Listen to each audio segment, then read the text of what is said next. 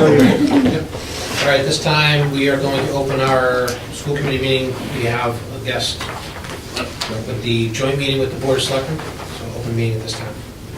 And also, the Board of Selectmen will open their meeting at 7:18 p.m. We're going to meeting with the school committee. All right, welcome. Evening. All right, so we have a proposed agenda to interview and appoint a permanent building committee member. Mr. Chairman, we have two openings on the Permanent Building Committee. It's a committee of 5, and we did receive letters from 2 residents looking to become members of the committee, Robert Darrows and James Slattery. And you should have those letters in your packet. And I know Mr. Medeiros is here. Is Mr. Slattery here? Yeah, there you go. You want to take one time? Yeah, if you'd like to have him come up and ask questions. All right, we'll start with Mr. Medeiros.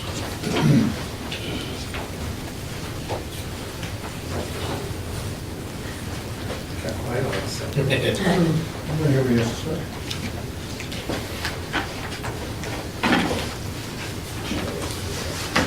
Fire away. Mr. Chairman, if Mr. Medeiros could just maybe tell you something about some of his experience and why he wants to be on the committee. Well, first of all, I'm retired. All right, I get a lot of free time in my hands, gets me out of the house. All right, and I've been doing the construction business about 55 years. I've done small projects and big projects, mostly in the town and outside of town. So I have some free time that I can donate to the town, basically. I've been on the Conservation Commission for over 20 years, and I'm on the Board of Health right now for about 8 years. There's no issue on being a multiple committee. Mr. Chairman, I would add that, you know, I've known Mr. Medeiros for about 30 years, and I know he'll do a great job on the committee. He'll strive to get answers where most people wouldn't bother, striving to get those kind of answers, so I appreciate you volunteering to help us out with this. This is going to become a very important committee here very soon. Oh, I know. A couple of different buildings. I can see it coming. That's why I'm here. I know you'll keep an eye on it. Oh, yes, definitely. Any other questions, comments? Mr. Slattery. That's it, thank you. Thank you. Thank you. Thank you. Yep.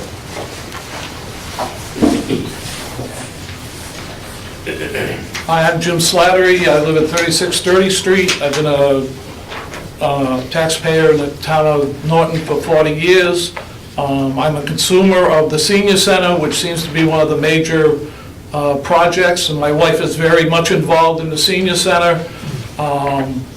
I think I have a lot to add and resources I can bring up. I've already talked to an architect that's told me what we need for a senior center, which is make sure you have a lot of space, because there's people coming back to his firm now asking for more space.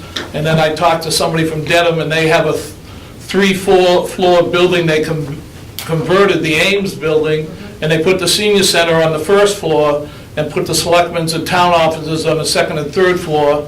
And some rocket scientists wanted to put storage in the attic, and they realized that that wasn't going to work.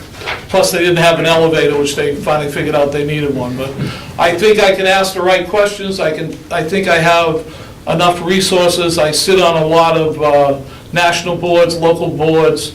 I just took a 2-hour course in conflict of interest from the state, because I'm considered a special state employee by a couple of the boards that I sit on for the state. So I think I'm well aware of what's going on. I think I can ask the right questions.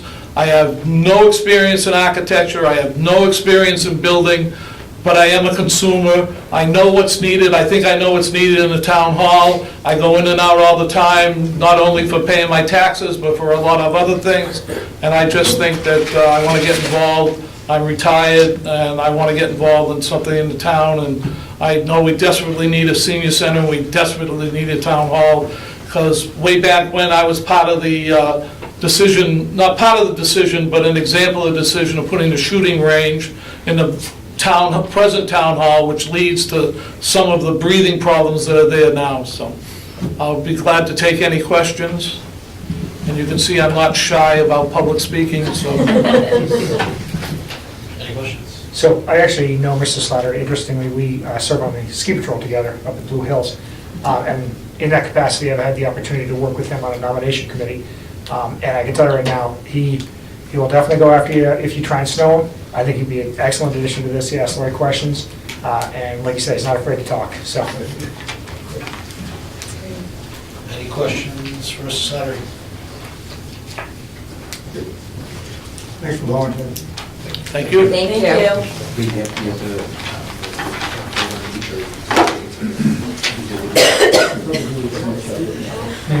All right, so I'll entertain a motion to approve Mr. Maderos to the Norton Department Building Committee. So moved. Or a second? Second. All's in favor? Aye. We can do this together. Yeah, I was going to say you could do it. But all those in favor? Aye. Opposed? It's unanimous on the side. So thank you. Congratulations, Mr. Maderos. Thank you. Thank you. Volunteering. All right, so entertain a motion to approve James Slattery to So- the board. So moved. Second. All's in favor? Aye. Congratulations, gentlemen. Thank you. Thank you. Once again. Thank you both. I know you do a good job. Thank you, guys. All right, so we're going to move on to our next agenda update item, town meeting timeline, Mr. Eunice. Joe had been asking me about timeline, and we haven't set the official date yet. The board will be doing that, but it will more than likely be May 14th. It won't be any earlier. If anything, it would be the next week, but I think May 14th probably works out better, so we're not getting closer to Memorial Day.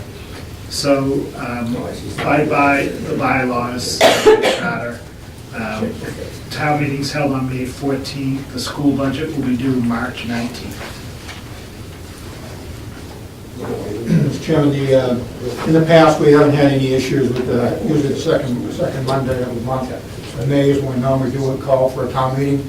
And normally what happens if we do extend it out is because of a major unforeseen issue that we have to maybe wait for funding, or we have to have a clearer picture about where the funding is going to come from.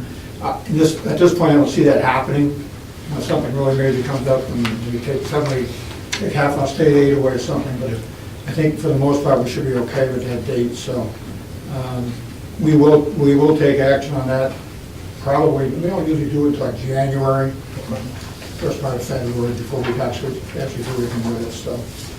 I would also add that, talking about the building committee, we are talking about possibly a special town meeting this winter. I'm not sure when. We are in the process of trying to find a couple of locations to put a town hall in the COA building. Mr. Eunice and I have been working on various people. We've got at least 3, maybe 4 parcels we're looking at right now. And in order to move ahead, it's my feeling, and I believe it's the board's feeling, that we have to have a place to put it before we bring it to the town hall. Because if we don't do that, we're going to probably end up with egg on our face, and people will be saying, well, what are you building, and where are you going to put it? And we're going to say, we don't know, but we just want the money so we can get it done. So I think we're going to wait until we can get some firm information together on that part of it first before we move ahead. Now, can you share where the locations are, or is that still in the planning? There are negotiations, I can share a couple. And I think for the most part, we're looking at a piece of land that Wheaton owns, Wheaton College, down on Summer Street. Looking at a piece of land between the town hall and the police station, that Mr. Clemmy owns from Mansfield. Across the street from the present COA is a Coleman property, where the bank was. We've had discussions with them. And we're negotiating with the state, which has been interesting, because this has been going on for a couple of years. When they put in 495, they took a lot of land on both sides of the highway. And down across from where we're going to put the new industrial center on Winter Street, there's going to be a change in the way that the entrance is. They're going to have a 4-way light there. Well, the land to the other side, behind the salt barn, there's a salt barn as you go over 495 and 11. The land behind that, how many acres is that? 10.4. Almost 11 acres is owned by the state. And we've asked that state reps to work with us to see if we can negotiate some kind of a deal on that also. That would be a great place for both of them, if we could do it. But we don't know. State doesn't work very fast, so we're not optimistic that that's going to happen. The only reason we're really looking at it is it's going to be a four-way intersection. We're going to straighten out the roadway, so we'd have to have a traffic light there too, which would be handy to have. So we're looking at that spot. Maybe one other, but I'm not too sure about that one. So we are looking at a number of different ones, and we've had conversations with most of these people or organizations trying to find the best one. Any of them will work. I mean, obviously, we're selfish. We want to have, it would be great to have police, fire, and town hall all together right in one spot. And we'll continue to work on that too. But right now, we haven't got anything. We work in the air for the most part. So we'll see what happens.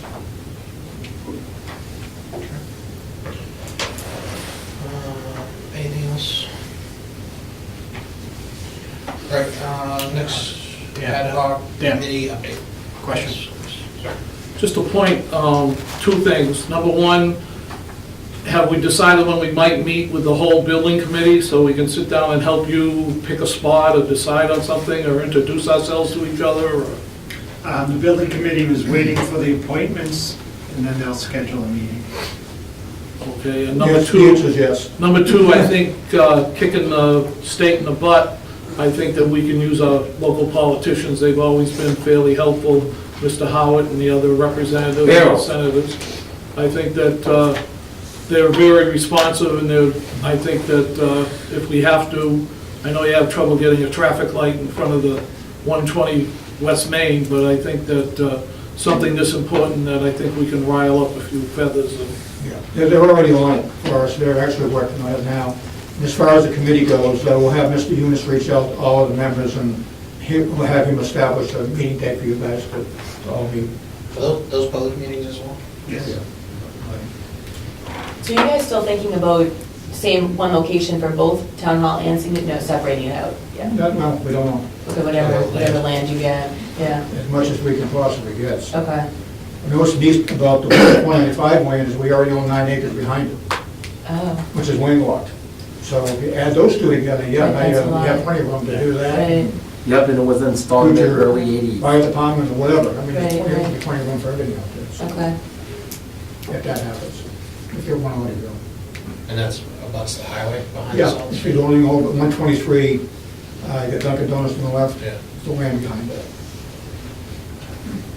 Okay. And eventually it gets to Canoe River, it does up against the Canoe River way back, so it's a nice spot. Yeah. Any other questions? All right, moving on to the ad hoc committee update.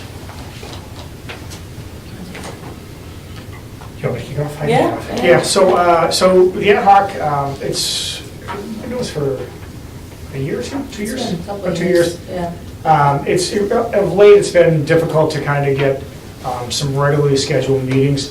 I think at this point, it's essentially been disbanded. That's not to say that we're not going to continue to work together in the future. I think there was a lot of good to come out of it, but going forward, it'll be kind of a more informal, hey, I pass you in the street, and we'll talk about that kind of thing.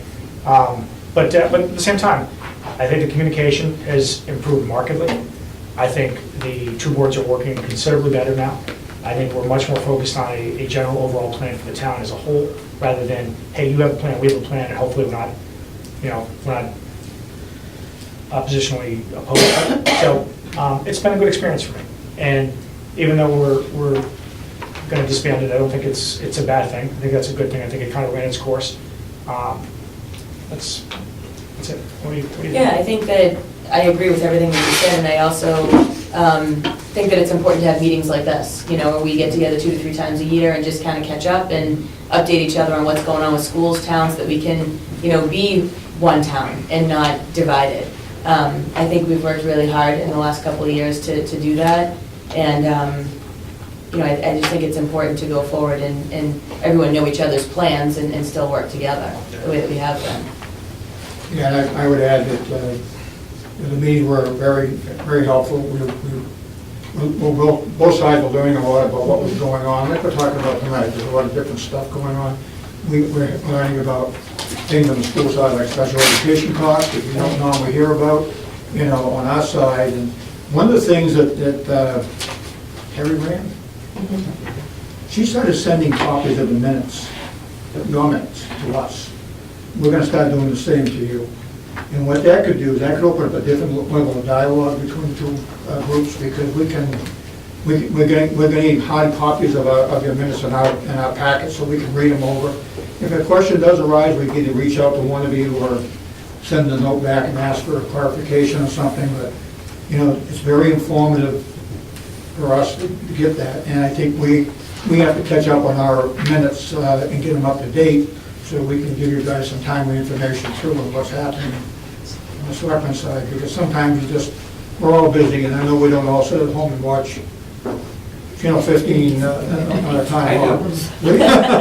Or maybe you can. Channels I haven't seen. No, I usually watch. Channel I got a dish. I watch it at my office. Channel 15, Maybe the Peter Channel channel. 15, a whole bunch of different Maybe the channels. Peter channel.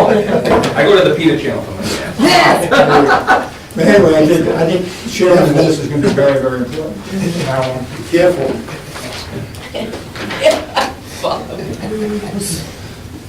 I think a little communication goes a long way. Yeah. And if we took nothing else out of this, I took that out of it, and I took a lot out of it, but that was the main thing I took out of it, is it's amazing how over the past 9 years I've been doing this, how little interaction I have with you guys up until we started doing this ad hoc. And once you sit down with somebody, and you sit across the table with them, and it's not a situation like this, and not that this is a bad thing, but, it's a much more informal setting, and you get to know the people, you realize, hey, you know what, we're actually all for the exact same thing. Right. We're all trying to make this town a better town, and you may have an agenda that doesn't necessarily jive with ours, we may have an agenda that doesn't necessarily jive with yours. That's okay. Every single thing on each of our agendas doesn't have to mesh perfectly. By definition, they're not going to. But if we work together and say, okay, well, hey, you know what? You say you need that, we need this, how can we work this out? That's all you gotta do. You gotta talk to each other. Keep the line of communications open, and we'll be fine. This is a great town with great people, involved in both boards. I think we have great things ahead of us as long as we just keep talking. Right. I was gonna say that when lines of communication are open, I feel like we have learned a lot what you guys do, you guys have learned a lot what we do, and, when it comes budget time, we all have an idea of what we're talking about, instead of saying, what are they out of their mind, they want this. I think that when we are able to communicate, then we're able to kind of move our town forward like we've been trying to do the last couple of years. I think we just kind of refocus where our energies went, and we just kind of move forward collectively to kind of grow and make our town even better. And I think also, if we get information, like, we're out now to share information. Right. Emails especially. Something important comes in, let the town manager send it over, so you guys are aware of certain issues that are coming up that we're dealing with too, because it's very important. And I know we had some brief conversations about the special ed cost, and, that thing is so far out of control that, it has a major impact on the entire town, not just the schools. And we've got to figure out a way to, I think this is something we have to jointly figure out a way to mandate to the state that, you know what, you got to come up with a formula that works for us, all of us. And if we put together a budget, we should be able to pretty much know where that's going to be.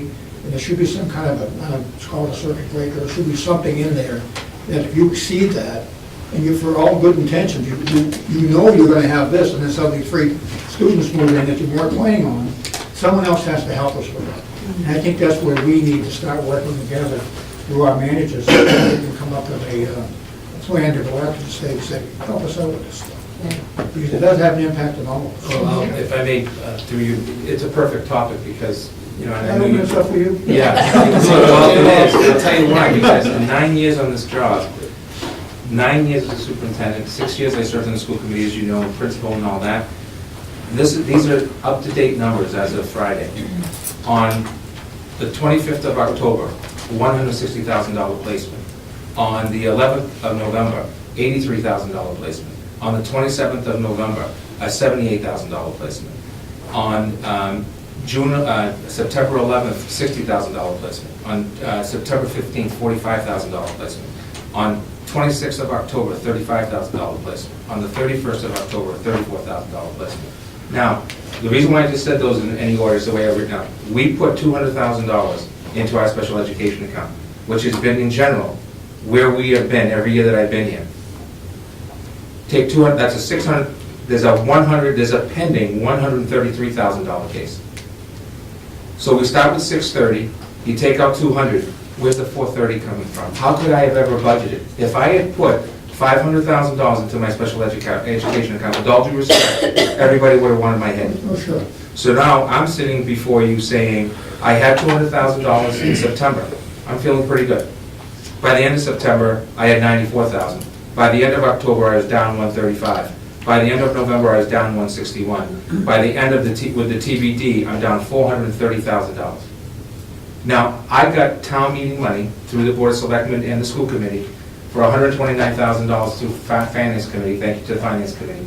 That $100,000 for materials and supplies, I got a hold on it right now. That's not what the intent of that money was. I spoke on front of town meeting, the Finance Committee, saying I could really use this money because we're down $300,000 in materials and supplies. This has become like, this is like my overtime account. How can you budget $500,000 into an account where year after year after year we haven't had that? I called Mike and I said, it's the perfect storm, and he said, special education out of district. That's his first words out of his mouth to me. We're gonna have to do something. Even if I'm zeroing out every single account, you're still pending that 133 case. If you have that 133 case, if I zero out everything, stop everything, take the money I said we were gonna use for material supplies and just say no, I'm still down $260,000. If the 133 doesn't come to fruition, I'm down $130,000.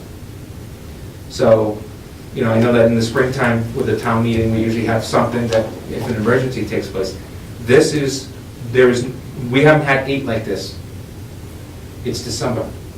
I still got January to June to go to. That's my concern. And I want to educate these kids, and they deserve a solid education. They deserve the best we can offer them, the appropriate. But to go to your statement, Bob, you can't budget for this. Once our budgets are set, the Commonwealth should say, okay, you put X percentage off over here. Now, the only idea that I've had is to, and I haven't really brought this up to Mike, is do we look at a special education stabilization fund in town meeting, where every year we say we're gonna put $50,000 here. We let that keep going up every year as much as we can, knowing that, we have budget constraints. And so when you have a $260,000 or a $460,000 surprise, you can zero out everything and go back to town meeting and say, this is what that money was used for, instead of some other account, or by taking from somewhere else in the budget. Well, keep in mind that, first of all, two Thank you for points. The special town meeting we're talking about between now and next spring, keep that in mind, and Yeah. obviously you'll have to, you have a valid reason to come back and ask for additional funding. The other point is, and this is where I'm looking at you two guys, we're all volunteers. I'm more of a hawk than you are. I mean, I know that, but I honestly feel that we're doing everything we can as a community to take care of our funds within Prop 2.5 guidelines. We can only spend so much money, and that's the way it works. You two guys to figure out a way that we can go after the state and say, you need to help us. I think they need to have that rainy day stabilization account where you can go to them with a piece of paper and say, look, here's a 1, 2, 3, 4, 7, 8 examples of what I did not fund this year, and have that money available from somewhere else. I don't know, we need to pay it, but at the same time, I think we need to maybe take the lead on this and try to figure out a way. And I'm sure other committees have tried to do this in the past, but you two guys know more about it than we do, but we need to figure out a way to go after our state reps and senators and talk to them and say, this doesn't work. And you guys need to figure out a way to fix it. And maybe that stabilization idea is a great idea. I don't think we should come up with it. I think the state should. And any school that's in trouble and can prove that the additional enrollment came after the budget process should have a valid reason to tap into it. And they have an account But the amount of money that you have to go over, above and beyond is so off the charts. Like, I don't want to put you on the spot. I know there's a number, the ratio, I can't remember what It's it is. 125% of your previous year's special ed tuition costs. So think about that, 125% more. That's crazy. Literally. It's a crazy number. So I actually saw Jay Sullivan, who's one of the experts at the State House, at the DESI this past week, and I said to him, listen, we're going to sit down, myself and Lynn, we're going to reach out to them and say, this is how it's all lining up. Is there any extraordinary relief, I think is the name of the, anything? Is there $30,000 there for us on a case? Is there $10,000 on a case? Is it zero? Because if I do have to go, I want to be able that I've exhausted every single possible internal process and external process. I think the biggest problem, we just had an elected officials roundtable. I actually, both Howard and Representative Howard and Barrows came, who by the way are fantastic, in Taunton.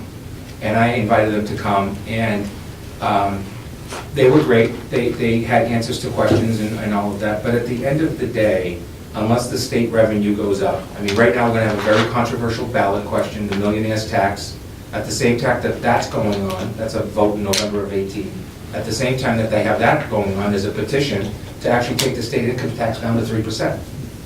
All you're doing is, if you do that, you're just offsetting the two. And you know, I don't know how people would feel about a special tax on every dollar above $1 million. It's a 4% tax, I believe, or something like that. Whatever the people's roles are in that, they've earmarked it specifically for education and transportation, which has actually been a question of how legal that is. But, you know, we earmark something that, you know, tonight I was going to say to you, and then I will stop this, is Mike and I agreed, signed off on it, and on the potential window project. It's not difficult, or it's easier to borrow money or ask for money when you're getting 55.63 cents on the dollar as a return for 3 buildings, windows, and door projects. You folks don't have that option on the municipal side. There is no 25 cents on anything. And so it is a little out of control. I don't want to make it a discussion that children shouldn't have what they need because of money, because these are children with severe learning disabilities. But at the same time, the state has got to understand that they should be coming in with something that says, thank you to the local taxpayer and the local community for doing what is right, instead of passing on a child somewhere else where they shouldn't be, in my opinion. And Norton does it right. It did it with my predecessor. It's done it for years. It's always been known as a community that tries to do the right things for all students. But there comes a point where you're stealing from one end of the pie to get to the other side of the pie, and that makes it very, very difficult. We presented a budget last year that we were proud of. We voted a budget that was $300,000 less in special education. It was minus $295,000. That's the thanks to that kid for it. I think. But I couldn't have, I mean, I didn't need the money at the time, so why would I ask for that type of money? Well, one thing we could do, and we've had some limited success with this in the past, the Board of Selectmen, is, let's say we draft a joint letter, both school committee and the Board of Selectmen, and we send it to every community commonwealth in Massachusetts with our concern about how this process works, and see if we can rally other towns and cities to go to their state rep and say, we need a change. And sometimes that works. It's kind of a grassroots type of approach to it. It's going to cost us a stamp times 351 times, or 350. You know, I mean, it's going to cost a few pennies to do it, but it might be worthwhile just to say, this is going to change. Talk to your state rep, your senator. Let's try to make a change in this process because it's not working. No, And we're not the only ones. I know we're not the only ones. Everybody in this area is getting hit, and the social emotional issues in students or the issue of what is called in general jargon, mental health, is an increase like you wouldn't believe. It's through the roof. School committee, I mean, what do you think? I mean, if we ask these two gentlemen to draft a joint letter, for both of us, that we can send to every other community in the state and say, we know you've got the problem, we've got the problem, we need to change this. And maybe the circuit, maybe the stabilization account, maybe that's one process they can look at. We gotta do something. Right. I think that's exactly it, Mr. Kimball. I mean, we have to start the conversations. Whether or not it's Little Norton is going to lead the charge, I think we have, you know, in this room, we have a bunch of people that are ready to lead the charge, but we got to start somewhere, and if that's under the guidance of Mike and Joe, and that's what we need to start doing. Yeah, I agree. It's worth a Just shot. we have to have the conversation. I mean, ed reform hasn't happened in 20 years. So, I mean, it's clearly time, because the social emotional aspect, I mean, the last 3 or 4 meetings we've had, social emotional learning and teaching the whole child. And unfortunately, I mean, these kids, they deserve all the rights that every other child has. Unfortunately, they are the special needs group, and, you know, their costs are high. I mean, I have family members that are in this boat as well. It's not something that's going away, and it's not something that can be swept under the rug like has been done in the past. It's here to stay, and unfortunately, we need to deal with it as a town. Michael just said he needs a vote from you guys for the stamps. That's good. Michael, I'll pay for the stamp. I'll split it with him. There you go. I don't remember saying that. You got the stamp money. I'm kidding. He said to me, you're paying for the stamps. I just I decided. know what he did, yeah. I know how he I'll put a draft letter together, send it to Michael, and probably I'll draft it before the holidays, but probably to have both boards act on it. Yep. I'll do that. Mr. Chairman, before we move on, we're still on the ad hoc committee update, right? Yeah, I'm sorry, Just yeah. got off on a tangent. Yeah. Before we move He on- tends to do that to our meetings, I'll be It was good, it was good discussion, but I just wanted to mention something before we move on to the next item. So I agree with everything that was said. Ad hoc committee really work if there's a focus on some sort of project or issue, which our ad hoc committee had run its course there. But in the conversations that we had about how we're going to move forward with or without the ad hoc committee, somebody mentioned meeting about 4 times a year with these 2 committees and the finance committee. And I didn't want to move on tonight without bringing that up, because I think that that's important, especially with the finance committee. We have a lot of new members on that who they may not even be aware of things that we're aware of just because it comes up in our regular agenda, special needs, whatever, budget process, things where they just get the budget and they don't know the behind-the-scenes type stuff. So I would just like to propose tonight that we take whoever made that great suggestion, I can't remember which one, Sherry. We take that seriously and form some sort of plan that, or decide that we'll invite the FinCom, unless anybody disagrees with it. No, I mean, I couldn't agree more. Having been on the FinCom for so long, I think it's good perspective as well. I think probably before, like, but, you know, budget time, maybe a good time to just kind of sit down as all, you know, all boards and just kind of discuss some of these things that we're talking about, because, you know, we know it's important for our 2 boards, but I think bringing in the FinCom is going to be, you know, crucial with some of this stuff. Prior to budget season. Exactly. It'd have to be January. Right. That would be the fairest thing for them. That way, Right. before they start to see line items, they've heard from the 2 boards about priorities and issues that should be addressed as part of trying to balance the budget, which is their mandate for town meeting. And I think it should obviously be televised, because it just gives us one more opportunity to get some of the most important issues out to the public, so Right. that they're hearing it in our individual meetings, then they're hearing it as a group.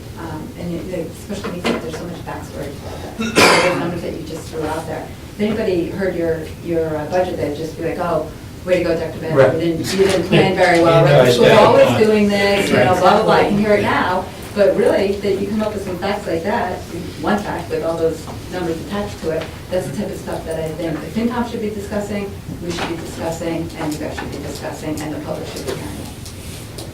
It's a great, you know, one of the great things about Norton is there is a turnover in real estate. And so school committee and the Board of Selectmen doesn't have a whole lot of say on who's moving into your community.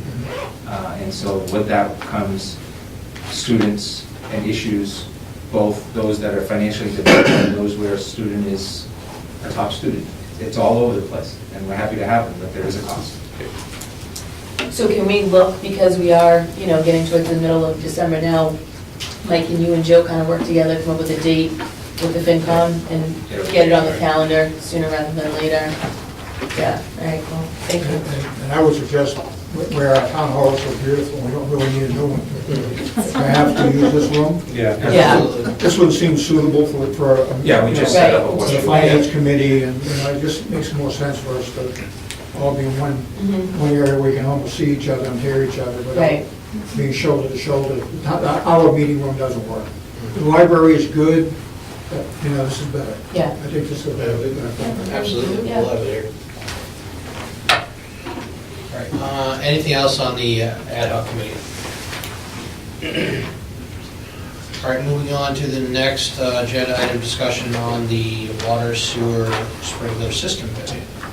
I've reached out to town council on that, and my suggestion would be that Joe and myself and the chairs of the two committees sit down with town council to review how the fee was established and what the laws are, and what cases there are pertaining to that, and see where we are legally on that.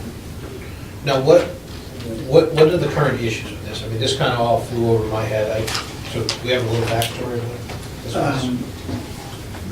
The current issue with the sprinkler fee, it was recently established by the Water and Sewer Department, and people that paid a sprinkler tie-in charge originally aren't subject to the fee, but anyone that has sprinklers that hasn't paid it before will now annually pay a fee based on the size of the water main servicing your building.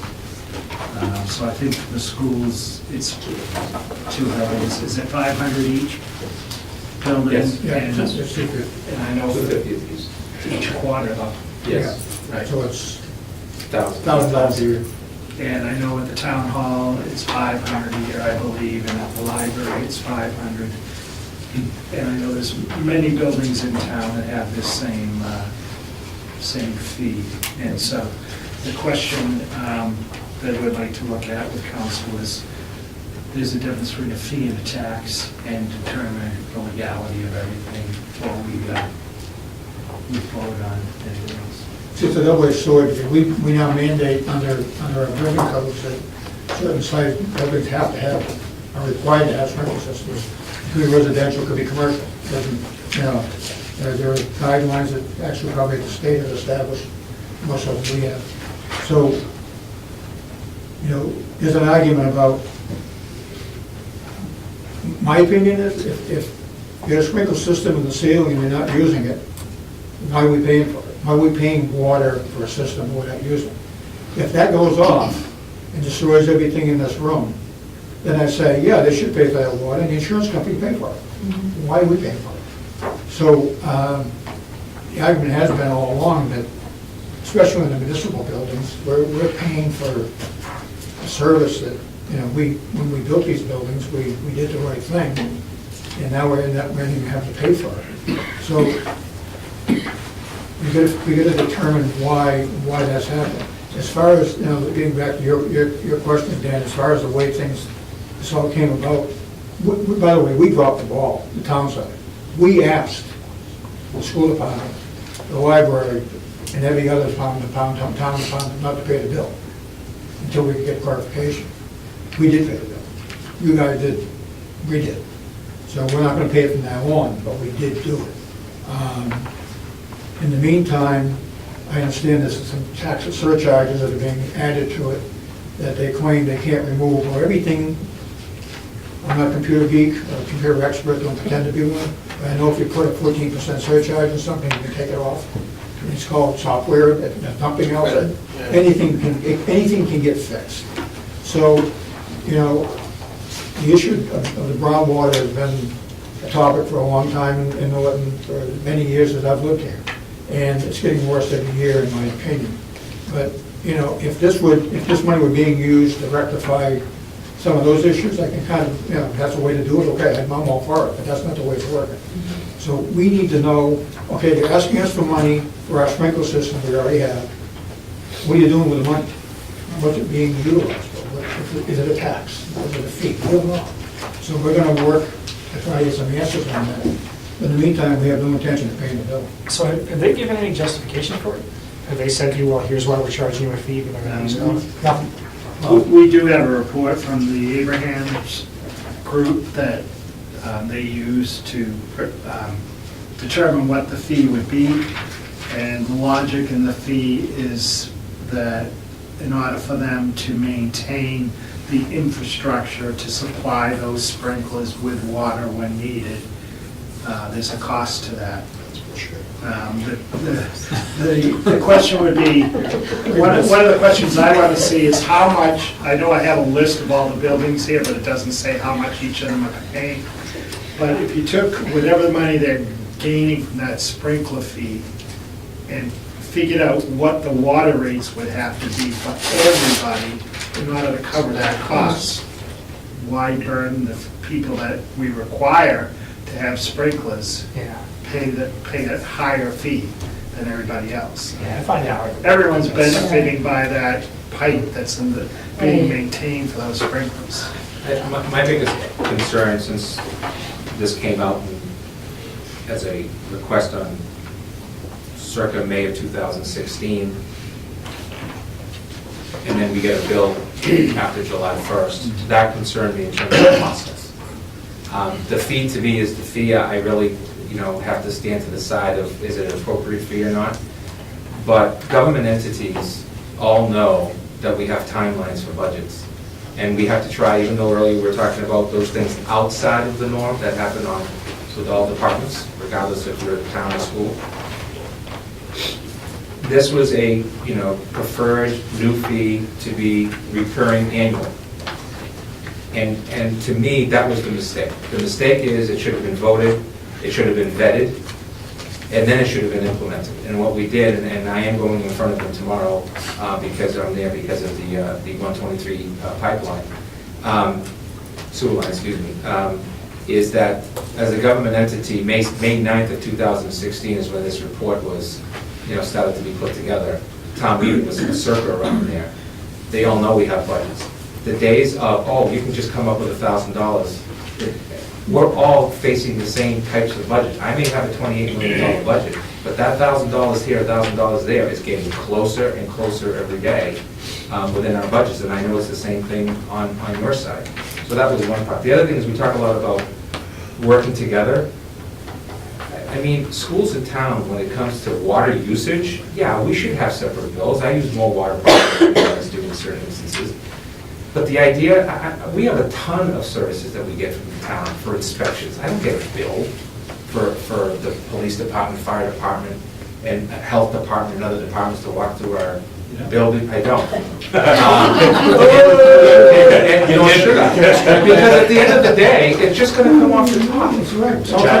It's all come off, right, so you can say, well, the water, so I have 2 sprinklers, you have 6 sprinklers. It's coming off the top. My problem is that they talk about residency and commercial. I've never had a definition that a school is commercial, but I guess it is. I don't know, it's not residential. So that was one thing. It was more about the timeline, how they come up with the numbers is estimates, and that's probably the closest they're ever going to get. About 16, estimated to be about 16% of this, about 20% of fire protection services are private fire units. I mean, you're not going to probably get it to the exact percentage, but there's an impact. And then there are some, and I'm glad that Mike did this, there are some court cases that have come out that at least give us some discussions to talk to legal counsel about. I think at the end of the day, we're going to be paying the fee, but at the end of the day, at least we vetted a process that maybe should have been vetted earlier. I feel worse for private folks that are getting bills in the thousands. There's a problem going backwards, though. If you had something that was built back in the 50s, whatever the case may be, the 60s, the schools, the 70s, whatever, you didn't pay any fees to tie in to the water system. Right. But that's then. This is now. We should be moving forward on today. That should be grandfathered in or whatever back then. If you want to charge a fee today, then charge a fee, a yearly fee to these people, and don't whack them with a $25,000 or $30,000 tie-in fee. If you want to charge them $1,000 a year, move forward in today's standards. Don't go backwards. That's the way it should be. But you can't say, okay, I'm going to pay $40,000 to tie into water. You guys are exempting the fee. But something that was built back in the 50s, you're going back too far.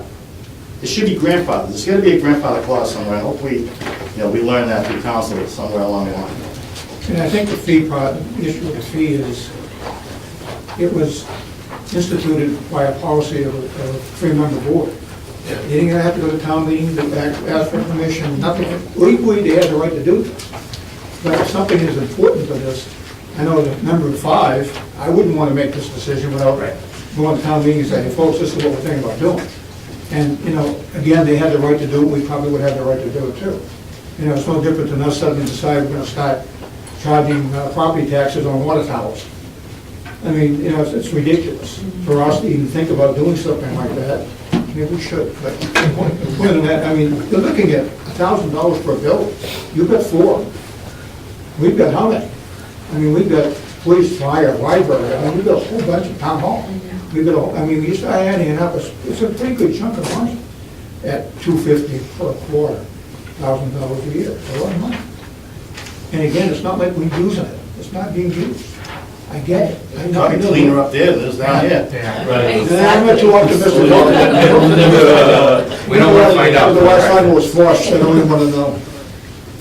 You know, it gets on to some of the other things working on too, with the water department. You know, you've got West Main Street now that they're working on, coming out of the housing for the elderly at the, what's that, 250? 125 West Main. 120 West Main Street. So that's gonna be coming down in front of the schools, which is long overdue. We need to make that connection. You know, we've got some infrastructure going on there. 123 for the next few years is gonna be a mess. We need to recognize the fact that it's gonna be a mess. Between West Main Street, we went to a meeting last week on the redesign of 140 also.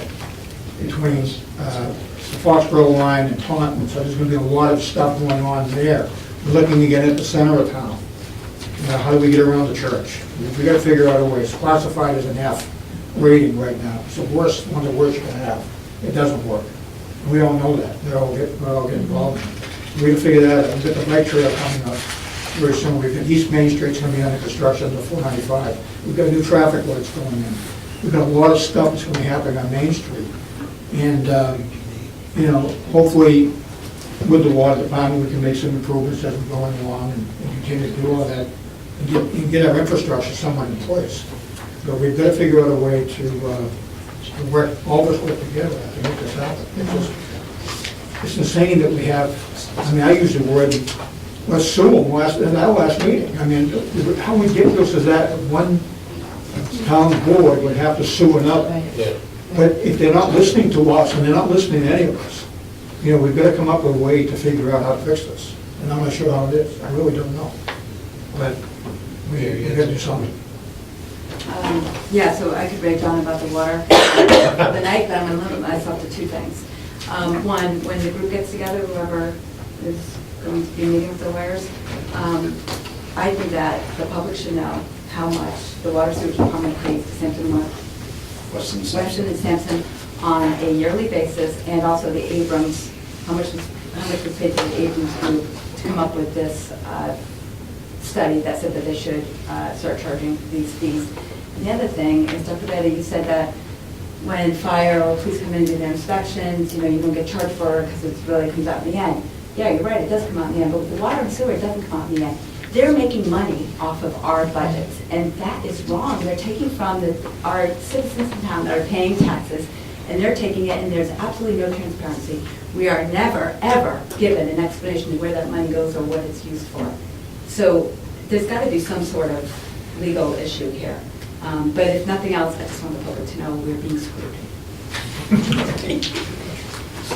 And by the way, The vocabulary on the side of the aisle. Some well-put words. you know, our microphones guy. I kind of like it. So, you know, one thing the water department has been talking about, Pastor Serena, in case you guys haven't seen this yet, this is a new machine that they're trying to install in the town, where any of us can go with our own jugs and get water, clean water, purified water. It's a machine that we're grappling with right now, because eventually we're going to put it in the town hall. It's not going to work, because the town hall's not open all the time. So then we're talking about fire stations, we're talking about a location, that's why I'm bringing it up. Maybe one of the schools has a spot where if anybody wants to go, and we're not paying for the water, by the way. They'll put that in, we're not going to pay for the water for that. But put it somewhere, people want to come in some like protected area where it's convenient, they can bring in their 5-gallon or 1-gallon container and get their own water for nothing. It has to be connected to a water line, right? it would have to have drainage of some sort also. Will there be a surcharge for the vending machine? Yeah. Don't stop, right? Can I keep this? There's a toll as you drive in. Right. But I'm just throwing it on the table, we're kind of haggling about the town hall, but we really don't have a spot for it. Now, does this have to be an indoor machine, or does it sit outside? No, we can go outside. You probably should have some kind of a canopy or some roof of some sort over it, but, you know, maybe it could fit in the, let's talk about the Yale. Maybe underneath that canopy you have at the Yale, maybe there'd be a spot where we can plug it in and let people know it's there if they want to do it. If the water hits the ground, who cares? I mean, it's nobody outside, so, other than probably somebody slipping in the wintertime, but that's a whole different story. But we do have to figure out a place to put it and make it accessible to people anytime. It shouldn't be between the hours of 8:30 and 4:30, Monday through Friday noon time. It should be, you know, around which people can get to it anytime they want to get to it. Just throwing that out. And the Water and Sewer Commission is doing this? Yeah, They have to. Yeah, EPA, I believe EPA. DEP is requiring me to do that. And so it's tied into the water line before the meter, so it's not coming off of the town hall or wherever it's located, it's built.